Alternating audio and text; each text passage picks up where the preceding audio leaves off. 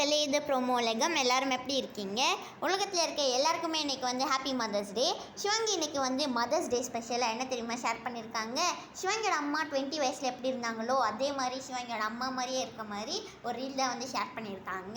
சிவங்கி வந்து என்னோட அம்மா மாதிரி இருக்க நான் ட்ரை பண்ணியிருக்கேன் அப்படிலாம் சொல்லி ஷேர் பண்ணியிருக்காங்க. இன்ஸ்டாவில் ஒரு ரீலாகவே போஸ்ட் பண்ணியிருக்காங்க. Tried looking like my mom அப்படின்லாம் வந்து கேப்ஷனில் போட்டிருக்காங்க. அப்புறமா சிவங்கி அப்படியே கேஷுவலாக ஐலைனர் வந்து செம்மையாக போட்டிருக்காங்கன்னு சொல்லி ஒருத்தவங்க ஷேர் பண்ணியிருக்காங்கல்ல. சிவங்கி என்ன சொல்லியிருக்காங்கன்னா, நான் 10 வயசுலேருந்து என் அம்மா ஐலைனர் போடுறதை பார்த்துட்ருக்கேன். 10 வயசுலேயே நான் வந்து ஐலைனர் போட ஆரம்பிச்சிட்டேன் அப்படின்னு சொல்லி ஷேர் பண்ணியிருக்காங்க.